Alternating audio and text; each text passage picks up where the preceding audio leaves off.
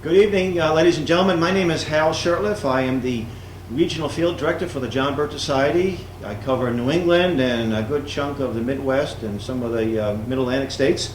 I've been on staff of the Birch Society since 1990. Born and raised in Boston and currently live in Boston with my wife and my 5 children, 2 of them in the back there. And this is about my 52nd presentation on this subject since June of last year, June of 2011. So I've even learned a whole lot since my first presentation. And I learn a lot from people that come to the audiences. Different people have different experiences that they share with me, so I'm very grateful for that. I'd like to recommend some reading before I get into my presentation, because that's why you see literature book tables here. One very important book on this subject is called The Shadows of Power.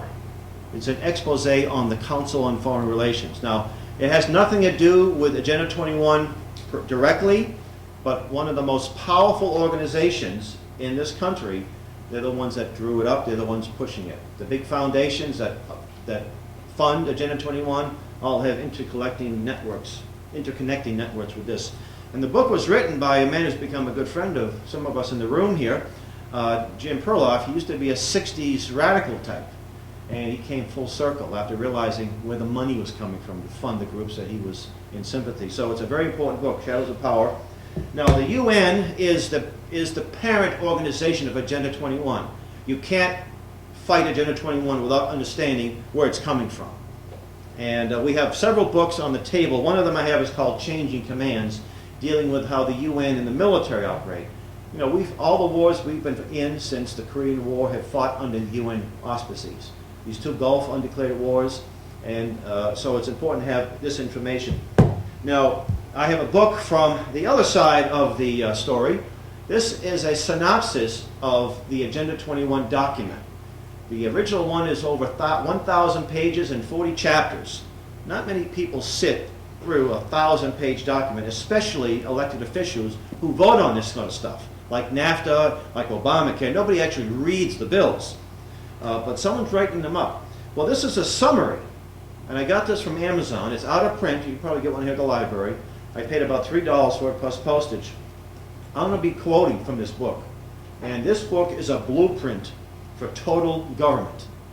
And I heard Tom DeWeese speak back in October of last year, and he made reference to sustainable medicine. Obamacare is in Agenda 21, and I thought, gee, yep, there it is. They use these terms, these globalistic terms that people think sound good.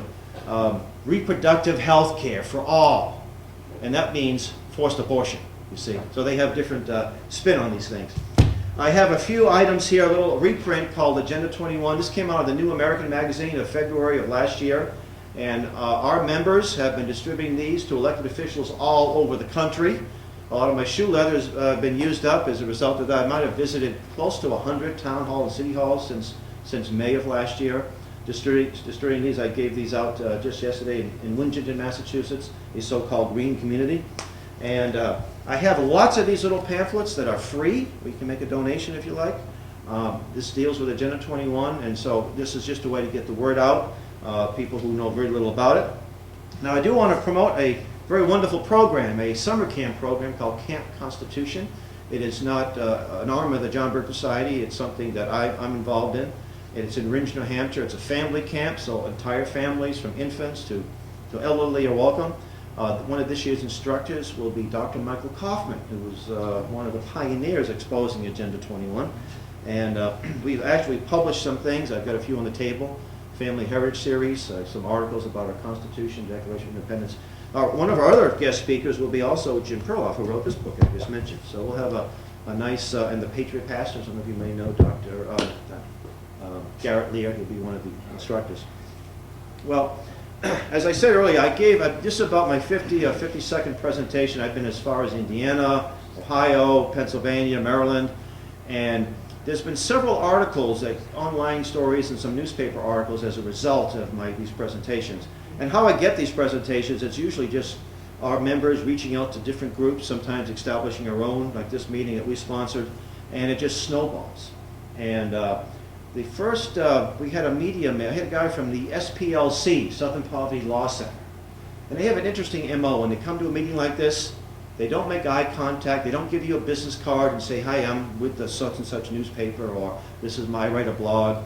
They sit in the back, they take notes, they don't talk to anybody, they don't even take any literature. You know, and the minute you finish, they walk out, and then they write a smear piece. And we had something, the Esquire magazine wrote an awful smear piece. And when this happens, though, it demonstrates that they are very concerned about what we're doing, what the freedom movement is accomplishing. And I just got an email from Tom DeWeese, you know, one of his daily weekly emails, and he said these folks are getting really upset. Now they have boot camps. Now the APA is having boot camps on how to diffuse those folks fighting Agenda 21. So we're having a lot of impact. So it's a lot of good news to tell. So let me kind of get into my presentation here. I want to define what they mean by sustainability. And that's the first thing. It sounds like a good word, sustainability. The thrust of Agenda 21 is to transform traditional individual property rights into collective property rights. Agenda 21 is based upon the premise that government planning should replace the Western understanding of private stewardship. And it's not just about property rights, that's just one of the many tentacles. And you see here the Earth Summit Agenda 21. Now, we in the John Birch Society and our Hope Tea Party groups, and most people who have any kind of area between their ears, wants to see clean air and clean water. We don't want to see all the forests cut down, and we don't want to see dirty air and so forth. We want to see something for our children. I like to go fishing and catch fish, and people like to hunt and like to have something in the forest. We believe the best way to handle the environmental issues is through the free market system. Now, we haven't had a true free market in quite a long time in this country, but that's the best way to handle it. Here's a book that was put out by the Rand Corporation, not exactly what you'd call a conservative think tank, but it was about the environmental destruction in the old Soviet Union. And why did they have environmental destruction to the extent they did? Because they had no concept of private property, something that we have in this country. So, in fact, most countries that have environmental basket cases, like China and Cuba, are nations that are North Korea, total government. So they have no concept of property rights. The Agenda 21 people, there's people who push Agenda 21, believe that private property is where all social injustice begins. And they're not just interested in having clean water and clean air. They want to abolish private property or greatly restrict it. Now, we hear so much of going green. Green jobs, green this, green that, recycle, and all these things. In fact, you get a Poland Spring, and they're so green, they're thinner now. They're not using as much material. We should all be happy about this. The Agenda 21 people say, don't drink spring water anymore. It's not sustainable. Why isn't it sustainable? Because it has to be transported by those nasty things called trucks that burn it ungreen. And it's plastic, folks, and that's not green either, you see. So these people should be using their resources to fight Agenda 21, not go along with it, you see. Here's an example of how Agenda 21 in action. Several years ago, Congress, in its infinite stupidity, passed something called the the Security and Energy Independence Law, or something like that. You always use these buzzwords to make it sound, energy independence. Well, that sounds good, right? Just like the Patriot Act. Who would be against patriotism, right? What they did is they banned the incandescent light bulb. That served us well for quite a long time, right? And they replaced it with this CFB, or the compact fluorescent bulb. By the way, most of them are made in communist China, with a few exceptions. And General Electric had no trouble going along because they're making more money and they're setting up shop in China. Now, I understand that there's one company that's still allowed after the ban, the complete 2014, that's when they will no longer be able to get these incandescent bulbs. I think the 100-watt light bulbs are already out of ban, and now 75-watt. Yeah. Did you ever think that they would ban light bulbs? You see? And mercury is worse for us. You better believe it. There's mercury in there. Now, there's mercury in a lot of things, but they're not forced on us. We have choice. If I can save money and buy this thing on the right, I might buy it, but I'm not going to put it in my daughter's bedroom, because if it breaks, I have to call a hazmat team, or I'm supposed to call a hazmat team. I'm going to call a hazmat team and spend $2,000 to $3,000 to clean up a light bulb? I'm sorry, I don't know if I can do that. So, bad science is bad law. Agenda 21, one of the foundations is global warming. Right? There is no man-made global warming.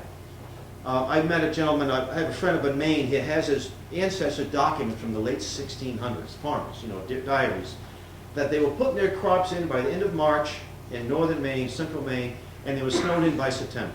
Right? Weather patterns change, they fluctuate.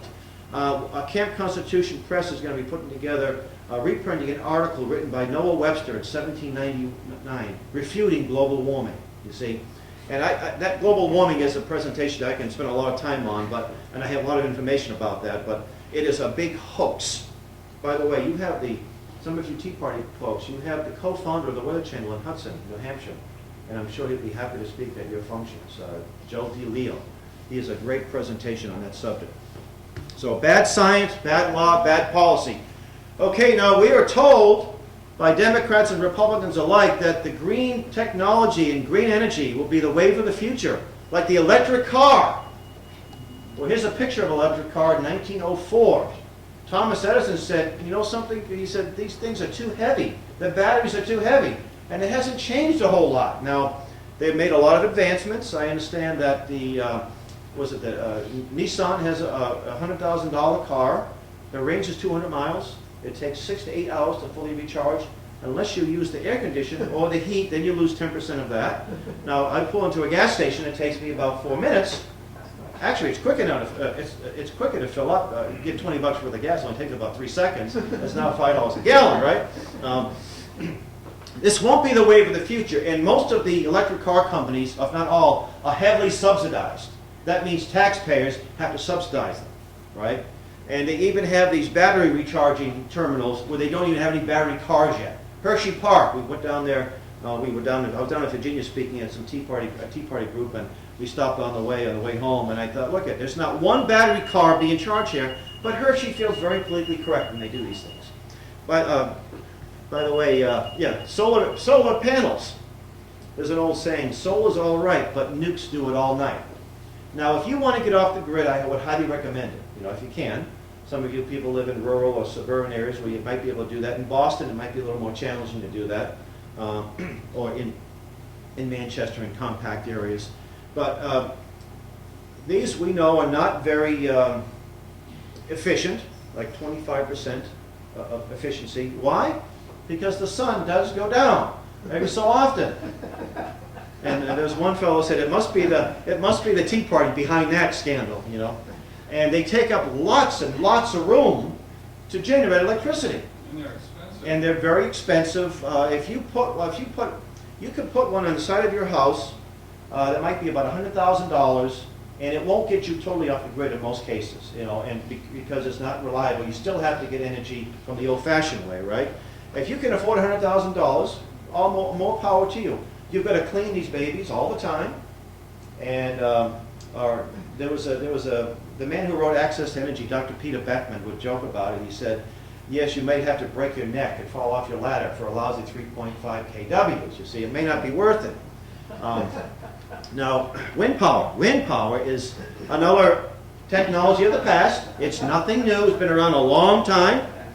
And here's a picture from our magazine. This is your monster windmill or wind turbine. They cost anywhere between $1.5 million to $3 million a piece. They are efficient about 15 to 20% of the time. There are times when you got to shut them off when the electricity demand goes down. They break, they catch on fire, and they're awfully hard to fight because most small towns don't have hook and ladder that go 50 stories, maybe a helicopter. They do fall off on occasions, the blades. And in fact, there's a man I met recently in Michigan who used to be an advisor to some of these companies. He's just become a John Birch Society member, and he said that there's so many there's thousands of abandoned windmills in Hawaii. They set them up, they get the federal taxpayers' money, they get the state money, and they're working for 6 months, and they just abandon them, you see. I've seen these wind farms in Indiana. In Indiana, you get the ethanol, which is totally inefficient. It's probably harmful for your car, and it's using corn derivative to generate electricity or generate power for your car. The farmer is actually cutting down some of their forests. Most farmers will have a tree line, which makes sense for erosion and for shade and for other wind and other purposes. But they can get 10 extra rows in, so they're cutting down these nice trees, which is not a good thing, right? We're told, and to grow the ethanol, and then and so many miles away or so many yards away, there's wind, and it's not just like one or two. You have to have them going for miles. Now, here's an interesting statistic. New York City has 365 square miles. That's 5 boroughs, about 9 million people. To generate enough electricity for that city, you'd need 50,000 50-story windmills. But you'd still have to have backup generators that either burn oil or coal, oil or gas. So they're not very reliable, they're not feasible, they're not the wave of the future, they're a wave of the past. Now, a good friend of mine has a son who he manages a company that makes the smaller ones for private consumption. No subsidization. And he said they're about 30 to 40 kilowatts, $30,000 a piece. He said, but of course you can't rely on them. He said it's enough energy to run a convenience store.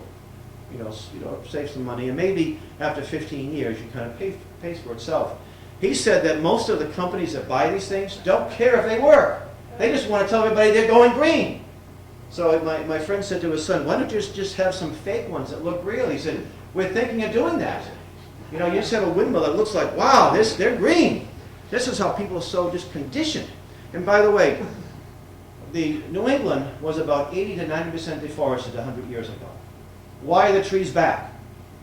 Because they were ordered back, there was a law, because our people, our grandparents and great-grandparents weren't going green. They weren't enamored by this. They used the technology that was available, and they used fossil fuels like oil and coal, dense fuels instead of wood, and they use steel, and they use metal, so you don't need as much wood to make furniture, and that's why, and they invented farming techniques that don't require lots of acreage to grow food. So the trees grew back, thanks to fossil fuel. So you can say coal is green in that regard. You see, people just don't think these things through. And they tell us that people living in third world countries don't use as much energy. Well, of course not. They don't have it. How can they use it?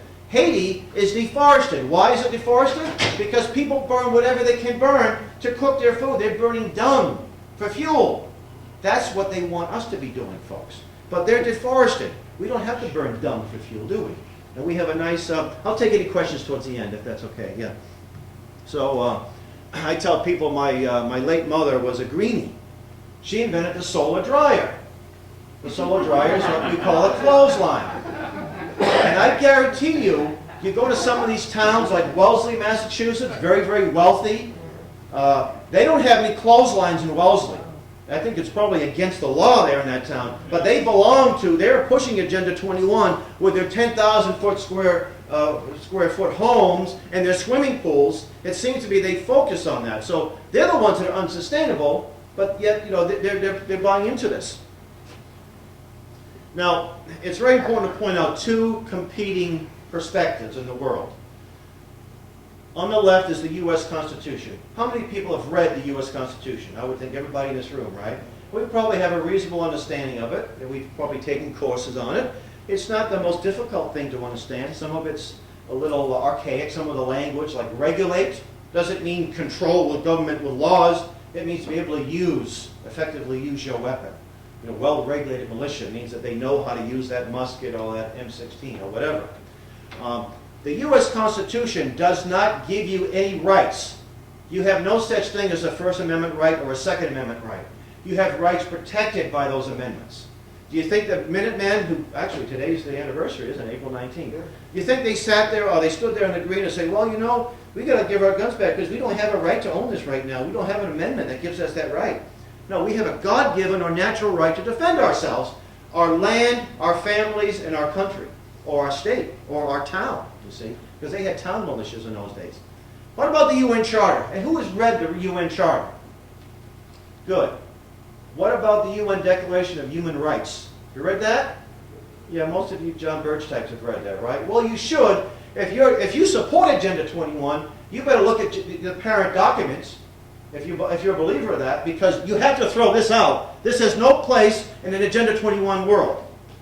The UN Charter and all of its documents after that do not say where the rights come from. They give you rights.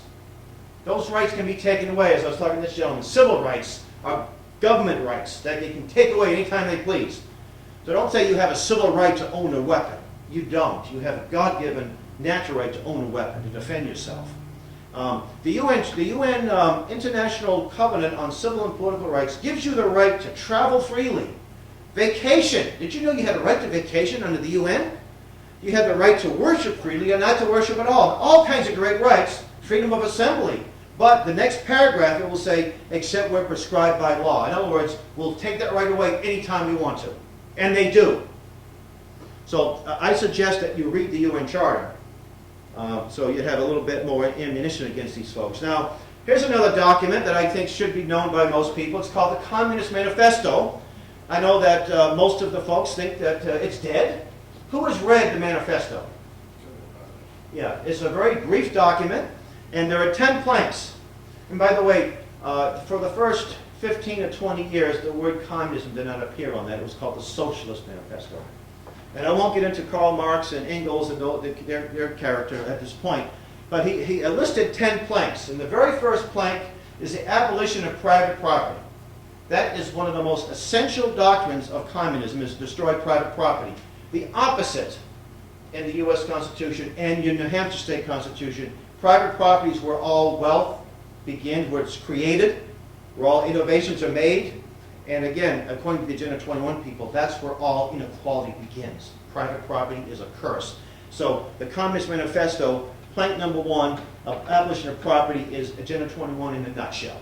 Okay, we can go on to progressive income taxes and all the things, a centralization of credit in the hands of the state, but I won't get, it's not this type of meeting. But so be familiar with that. Here is a picture of what we call the house that Hiss built. This is the parent organization of Agenda 21. Somebody had to write the UN Charter, didn't it? It just didn't evolve from the swamps or from muck, although it's where it belongs, in the swamps. A man named Alger Hiss. Who has heard of Alger Hiss? A few of you. Well, you should. You see the picture of him in the middle? He's in his prison uniform. He was found guilty of perjury. He was a Soviet agent. He wasn't just a progressive that disagreed. He was a hardcore agent of Stalin, one of the most monstrous dictators of the 20th century. He had some good company, too, saying that. Now, who was this guy? Where did he come from? He was a man from upper middle class background. He had some privilege. He went to a Columbia University, an Ivy League school. That's where he became a Soviet agent. And if you want to read a book about him, read a book called Witness by Whittaker Chambers. You get it on Amazon for probably a penny plus postage. It's worth a little bit more than that. Fascinating book about this man. He's the one that wrote the UN Charter, along with a Soviet national, by the way. Now, most of you who've gone to public school, and maybe even some private and Christian schools, have learned, we're talking about 2 generations of people since the UN has been founded in 1945, that the UN is mankind's best and last hope for peace. I wish that were true. You know, my dad was in World War II. He saw some horrible things. A lot of our fathers and grandfathers, some of us were probably in the Korean War, maybe the Vietnam War, maybe the Gulf War. I was between Vietnam and the Gulf, but we were ready to go if we had to. So we're told that that the UN will stop world wars. There won't be any more world wars because of the UN. Well, I'm going to refute that UN maxim or UN myth pretty quickly. Here's a picture that came from our New American magazine, 1995. It shows 2 white soldiers. Notice the pigmentation. They're white. And they're holding a black national, a civilian, over a fight. This was in Somalia. This happened, I think, a year before this article came out. By the way, the Village Voice from New York City, not exactly a far-right rag, is the one that broke the story on this. And it showed the atrocities that were committed by the peacekeepers in the UN. This man, by the way, died, and I can imagine why. And you notice the fun they seem to have? They have smiles on their faces. Hey, we're getting paid for this, too. Wow, this is fun. I served in the U.S. Army, some of you in the military, no doubt. One of the first things we learned at Fort Dix, basic training, is you never obey the legal order. This is illegal. The Nazi war criminals weren't treated this way. They were given 3 square meals and a warm place for their cells, what have you.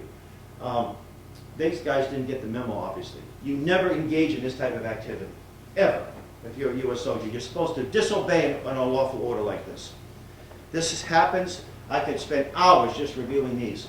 How about Gatanga in the early 60s? The great peacekeepers went in to a province of what used to be the Belgian Congo, a peace-loving province where they had blacks, Muslims, and Jews. You had it wasn't exactly a booming economy like we have, but it was relative prosperity.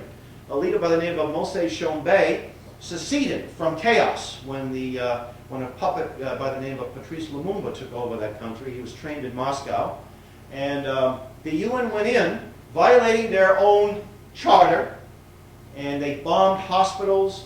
They blew up radio stations, they murdered, and mostly white soldiers, and some from the country of India, mostly Irish soldiers. This is just an example of what happened. There was a car that was blown up, this woman was murdered, died. You didn't see this, just like you didn't see this, by the way. You didn't see this on your daily news because they were too busy showing Rodney King videos, which you did see, right? And that led to some riots, didn't it? Right? How come this wasn't shown? See, because they don't want you. The media elite do not want you to see these things. This was a few years ago. I think it was in Somalia. Where I could put a caption there. We're bringing democracy, whether you like it or not. And I could imagine, you never point a gun at someone. You can easily take it away. Most people are trained in the military. So I can imagine you had a ring of people with automatic weapons pointing at them. This is just one of many. They had child sex rings in UNESCO, UNICEF, food for oil. You remember that scandal, Kofi Annan and his... and by the way, you heard of Rwanda back in the 90s, where there was about 1 million people killed in a very short time, mainly with machetes, right? There was the general that was in charge of the military UN mission, tried to stop it. He was told, no, stand down by the civilian head of that mission, Kofi Annan, who later got a peace prize. So the UN enabled genocide in that country. And then at the UN Conference on Population Control they had in Cairo about a year later, a colleague of mine was there, and he said that they had a diplomat or official from that country. He said, yes, we lost 1 million people, but we still have too many. Okay? Here's a very interesting book that you can find. It's out of print, but you may have it here at the library. It's written by a professor from the University of Hawaii, a man who's a liberal. I make that distinction because it isn't just right-wingers against it. You've got people who love freedom on all different sides of the spectrum, right? He looked at governments in the 20th century, and he concluded more people have been murdered by their governments in peacetime than in all the wars together. And I'm adding a sentence to his book. If I could write a foreword, I'd say, and most of these nations where they had genocide or where people were murdered by the government were members in good standing at the UN, including Communist China. Now, China didn't become a member until the early 70s, and when they did, the UN delegation cheered uproariously. It was disgusting. They don't see him having trouble with genocidal maniacs. Now, here's a book written by a British journalist who actually also is a liberal man, Lords of Poverty. We are told that the UN they give inoculations to poor people, they feed the hungry, they do all kinds of wonderful benevolent things. They get credit for a lot of things. And I tell people, Al Capone had soup kitchens in Chicago during the Depression, but no one's going to say he was a kind of a nice guy. And if you were hungry and you were being fed by his soup kitchens, you might have looked the other way when he did something, right? It was still wrong. He was still a crook. He was just a low-level thief compared to what these people are. They use taxpayers' money to bribe governments to get them to pass austerity measures. You do this, we'll give you the money, right? They do it all over the world. You remember the Brazilian rainforest? Back in the 80s, they were chopping down rainforests. And we need to have a UN global green regime to stop this. Where did the money come from? It came from the UN lending institutions, so-called lending institutions. And their own scientists said, this is not the right kind of soil for the farm stuff you want to grow here. We don't want to do this. But the money has a way of changing people's minds. Millions of dollars, in some cases billions. And by the way, I should have mentioned earlier too, there's what I call the green hustle. There are a lot of people making lots of money on this green technology. They're pushing it because they have an economic incentive. Nothing wrong with making money.